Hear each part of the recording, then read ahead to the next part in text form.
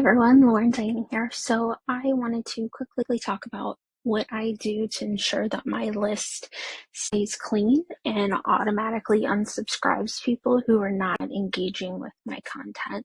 I had seen a Facebook post the other day. Someone had asked about this, and I thought, I see people ask this a lot. I've gotten emails about it as well, so I thought I'd just create a video to show you what I do.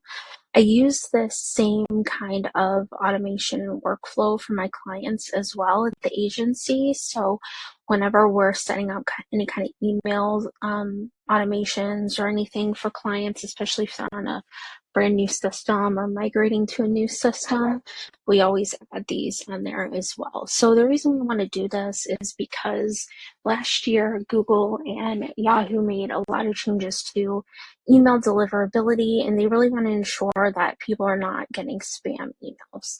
So they take into account things of like how frequently you're sending emails and also how people are engaging with your emails. Most emails go through a server that's owned by either Google or Yahoo, Hotmail, MSN, Microsoft, whatever they all call themselves nowadays. So they keep track of that data. And so that's why, especially if you are maybe new to sending emails or even switch to like a new service, you may see your emails start going to like the promotions folder or going into spam. And you want people to be engaging with your emails because it ensures that they're not ending in spam, they're not ending in promotion, and you just have better deliverability rates overall. Also, too, you want people to be getting your emails, opening them, and reading them. And if they're not doing that, like they're just taking up space on your list. Most email management platforms charge you based on how many people are on your email list, and many of them also charge you based on how many emails you send. So you don't want to be wasting money sending emails to these people that, don't care about things. So I have two automations that I set up. So I utilize SheOwns, which is essentially a white label of Go High Level. If you use other systems, I can't speak to all of them, obviously. If you use ActiveCampaign, you can set up these exact same automations in ActiveCampaign, and ActiveCampaign actually has these pre-set up. So you can actually go into ActiveCampaign and search the templates for email automations that they already have set up, and you can actually copy them into your account and edit them and go from there. You can also kind of set up a version of this within ConvertKit. I haven't used ConvertKit for a while, so I can't speak to exactly how to do that, but I have done it in the past. And there are, there's plenty of email systems out there. If you have used yours for a while and, understand the capabilities, then you should be able to kind of figure out how you can do this for your own way in your own email system. If you have questions, feel free to shoot me an email. We'll try and help you best so we can, but at the end of the day, I can't know all the systems. But basically the way that I have this set up is based on how someone interacts with my email. So I have it set up so that if someone opens an email or clicks a link in an email, it's going to, trigger them to go into these engagement sequences. If you utilize ActiveCampaign, you can also set it up based on website activity as well. So if you also want to set this up for maybe like members on your membership site or something like that, that's another way that you could do that. Unfortunately, my Go High Level doesn't have that functionality. So I just do it based on email opens and email clicks. So anytime someone opens one of my emails or clicks a link in one of my emails, it triggers them to go into this sequence. Now I have two separate sequences, and the reason for that will make sense here in a minute. So when someone clicks or opens an email, it's automatically going to put them into this sequence. Now, if they're in the other half of this workflow already, it's going to kick them out. If they're not in there, it's just going to skip that step. And the next thing it's going to do is add them back into that other workflow. So if we go into that other workflow, this makes sense in a minute. As you see, I have no kind of trigger, so there's nothing that automatically adds them into this workflow. This other workflow is what kicks them in here. And basically what happens is this entire sequence, if someone was to go into it and go through the entire thing, it takes about 90 days.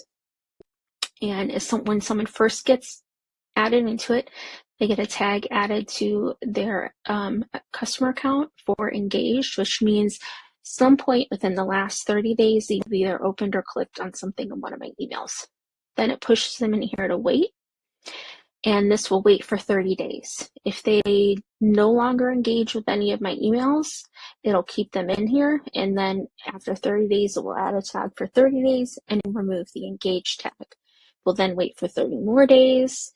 We'll then remove the 30-day tag and add a new tag called disengage. So this basically, by this point, it's been about 60 days, and if I see someone with the disengage tag, it means I know that they have not opened or clicked on anything in the past 60 days. They will then wait for another 30 days. And by this point, if they're still within this workflow, it's going to kick them into my unsubscribe workflow. So by this point, it's been 90 days and they've taken no action, which means they're not interested in my emails and they haven't opened any emails I've sent. They haven't clicked on any of the links in past emails. So they're just not engaged. I don't want to waste my time sending them emails. So I'm going to kick them into my unsubscribe sequence, and it's automatically just going to unsubscribe them from anything. Now in the future, if they opt back into something or they buy something again, it will, re-enroll them and remove that unsubscribe. Now, the reason, like I said, I do this is because I don't want these people hanging around. Now, if any point in here they do open an email or click something, it will push them back in here. Like I said, it will remove them from the workflow. So if they're, 60 days through the workflow and they happen to open one of my emails, it's going to kick them out and put them all the way back at the beginning, and they're going to start the process all the way again. So why is it important that I'm doing this? Why is it important to add these tags? Why am I even keeping track of this information? It's good for a few reasons. One, I can quickly go through and look at tags and see how my list is divided up. So it can help with email open rates and things like that. I can kind of tell, and I can also look at other tags I've had. So I can say, hey, I did this bundle 6 months ago and I got, 50 new enrollments on my list from that bundle. But I also see that 45 of those people are now at the disengaged point. What that's going to tell me is that bundle was not the right audience for me. They maybe liked that freebie that they got from me from the bundle, but at the end of the day, they weren't my ideal audience. So I will, keep that in the back of the mind so that if that person offers that bundle again or another bundle comes along that's maybe similar to that, I'll say, hey, I saw that those kind of people just didn't really like my stuff, so I'm not going to waste my time with that.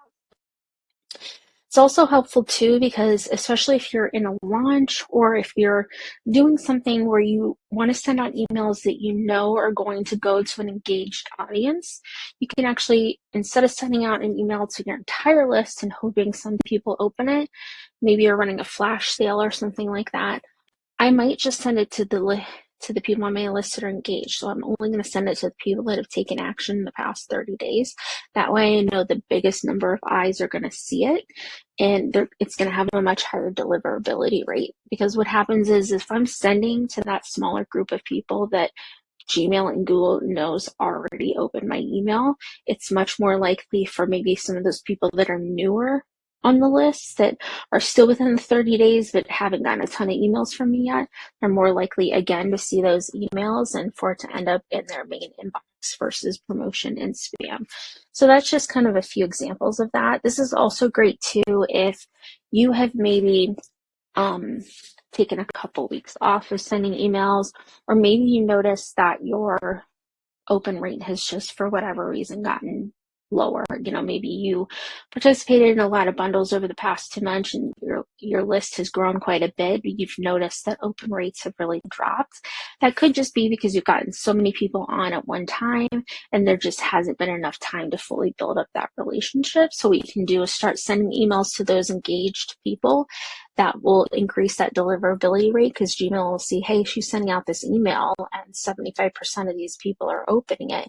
That must mean that these are good emails. So as you start then dripping in some of those newer people, or maybe start reintroducing some of those people that were disengaged, it will more likely again ensure that those end up in the main inbox versus promotion and spam. So that's just a few reasons on there.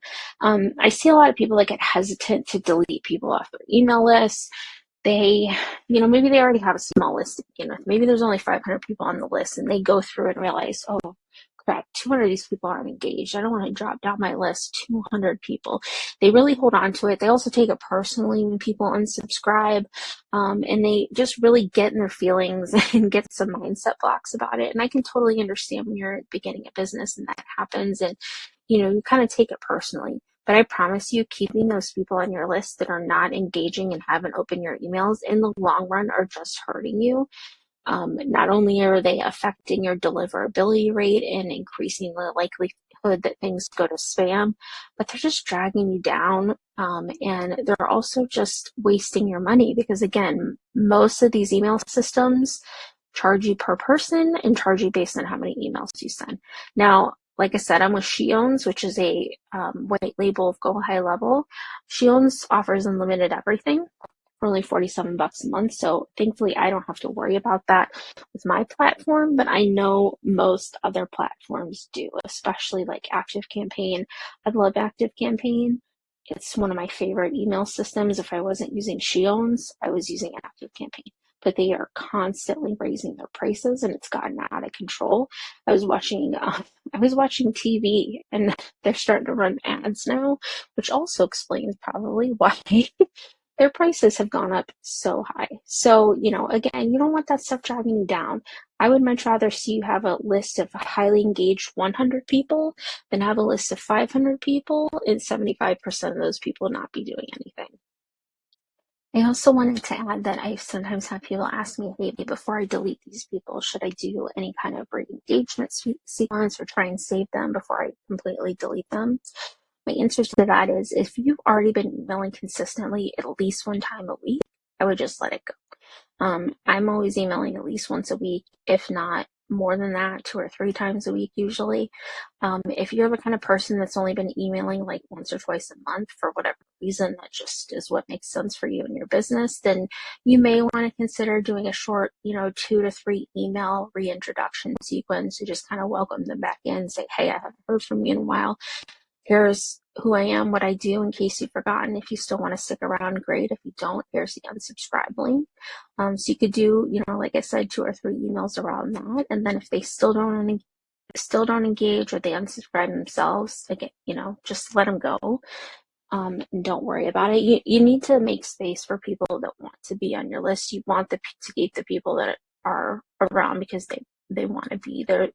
There's, I always kind of think about it of like, when you go to work and there's just always like that one person that just ruins your fucking day. They're always in a bad mood. They never participate. They always have some shit to say about something. Like, that's how I feel about these people on my email list. If they aren't interested in me and what I have to say, if they don't find value in it, then I don't want them dragging me down. Like, it's a waste of my time.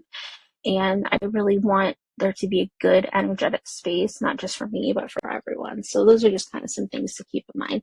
If you do need help creating like kind of a re-engagement sequence, or even if you just need a welcome sequence for your email to kind of make sure that the people that are coming on your list understand who you are and what you do and are more likely to stay on, if you go to my site, and at the top, click on offerings and then everything, and scroll down here. I have the engaging welcome sequence creator. You can use this to create generalized welcome sequences. You can also use it to create re-engagement welcome sequences. You can create welcome sequences for your courses or products, or even welcoming people that have come onto your